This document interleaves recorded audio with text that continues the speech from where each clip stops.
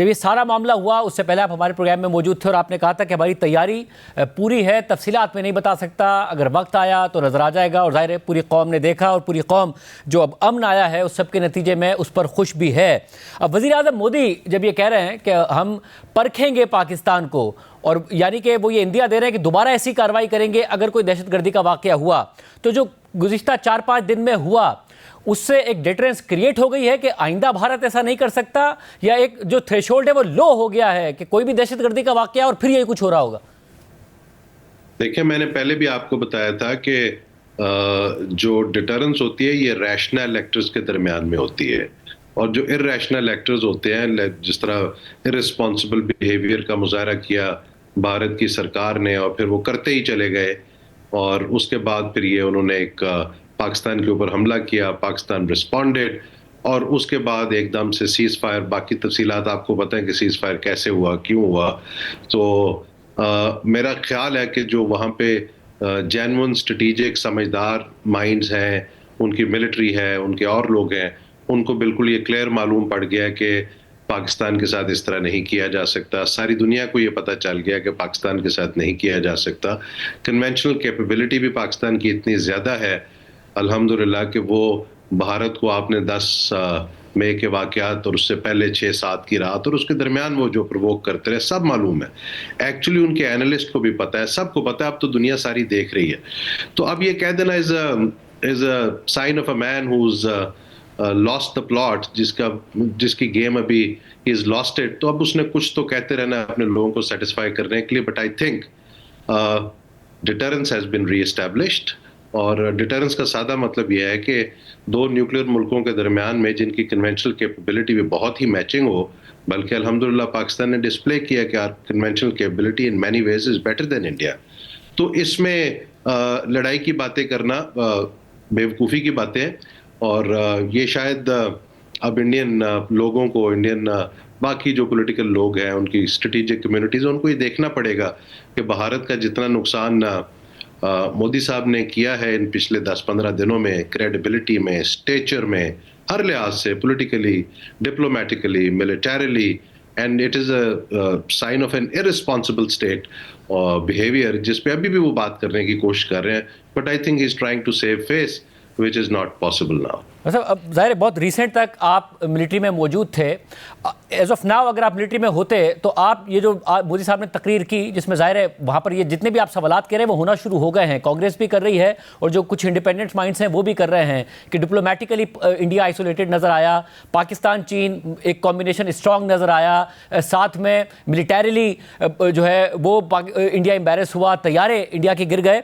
But आप अगर होते तो आप अभी भी नज़र रखते, या आपके ख्याल में अभी इत्मीनान का वक्त है और आगे जाके कहीं ना कहीं डायलॉग का रास्ता निकल आएगा? ये वज़ीर आज़म मोदी को समझ में आ गई है, बेशक डोमेस्टिक ऑडियंस को कुछ भी बता रहे हो। देखिए, डायलॉग का रास्ता तो बहरहाल निकलना है, आज निकले, साल के बाद निकलना है, बिकॉज दोनों मुल्कों के दरमियान में मामलात पीसफुली और डायलॉग से हल होने हैं। लेकिन जो पक्ष में आपने मेरे से एक सवाल पूछा और बड़ा अच्छा सवाल है कि जी अगर आप फौज में होते तो आप किस तरह सोच रहे होते, तो हम इस तरह सोच रहे होते कि हम अपनी तैयारी पूरी रखते, हम अपने गार्ड्स को लोअर ना करते। हमारा इंटेलिजेंस का एक इकोसिस्टम है जो स्ट्रेटेजिक लेवल से ऑपरेशनल लेवल और टैक्टिकल लेवल पे भारत की चीज़ों को देख रहा होता है, हम देखते रहते, हम उनकी कैपेबिलिटी डेवलपमेंट को देखते रहते, और हम अपने डॉक्ट्रिन को, अपनी कैपेबिलिटी को उसके साथ साथ अपग्रेड करते रहते। वो क्यों करते?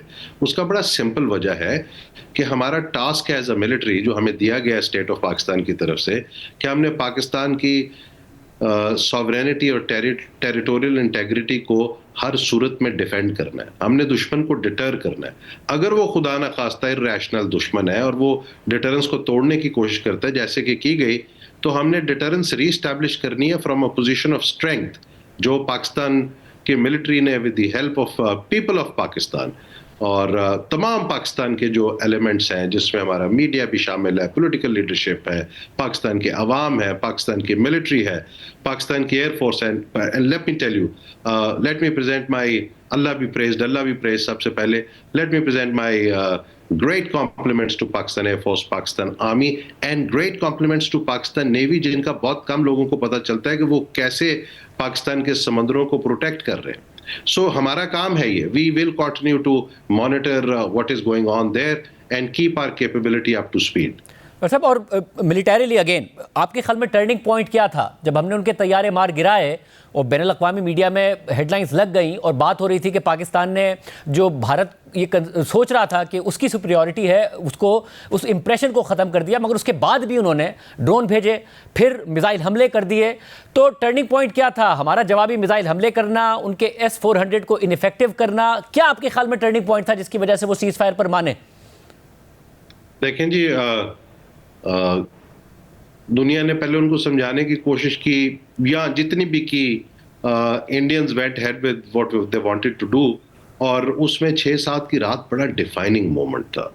और मेरा ख्याल है कि शायद ये वेस्ट के लिए भी it was also a bit of a surprise. Indians के लिए तो ये सरप्राइज था ही था।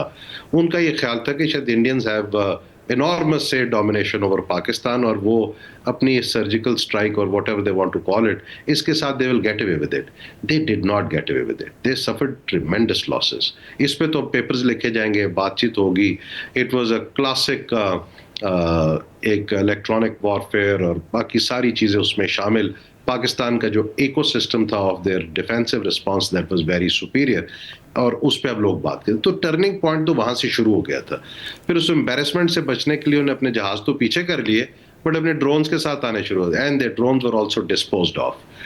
And then Pakistan struck, and this was too much because you broke their आपने उनका एयर डिफेंस सिस्टम ऑलमोस्ट बिल्कुल आपने उसको तबाह कर दिया था। आपने उसका S-400 खत्म कर दिया, आपने उसके राइफल्स डाउन कर दिए, आपने उसके एयर बेसिस खत्म कर दिए, आपने उनकी मिसाइल साइट्स खत्म कर दी, आपने उनके स्टोरेज डंप्स खत्म कर दिए, आपने वो ब्रिगेड हेडक्वार्टर्स जिन्होंने हमारे सिविलियंस पे फायर ऑर्गेनाइज कराया था लाइन ऑफ कंट्रोल के पार से, आपने वो डिस्ट्रॉय कर दिए।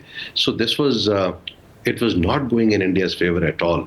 तो इसलिए फिर the tide turned, and the tide turned at a place and point जहाँ पे Pakistan was on top of the things। मतलब और मगर जन साहब, ये तो नहीं हो सकता कि वहाँ पर भारतीय डिफेंस फोर्सेस को ये पता ना हो कि पाकिस्तान की कैपेबिलिटीज़ क्या है। ज़ाहिर है पाकिस्तान की जो मिसाइल कुव्वत है वो भी पब्लिक है, पाकिस्तान की जो एयर पावर है वो भी पब्लिक है कि पाकिस्तान के पास कितने जहाज़ हैं, किस किस्म के हैं। क्या ये सरप्राइजिंग था उनके लिए कि टेक्नोलॉजिकल एडवांसमेंट कितनी है पाकिस्तान में, कि हमारे पायलट्स की गुफ्तगू भी सुनी जा रही थी, या फिर जो हम कार्रवाई कर रहे हैं उसकी मुकम्मल तौर पर मॉनिटरिंग थी? क्या आपके ख्याल में सरप्राइजिंग था, या क्या ऐसी चीज़ थी जिसको उन्होंने अंडर एस्टिमेट किया? मेरा ख्याल है कि दो चीज़ें बड़ी इसमें क्रूशल हैं। एक, they were pushed in a wrong war by their political leadership.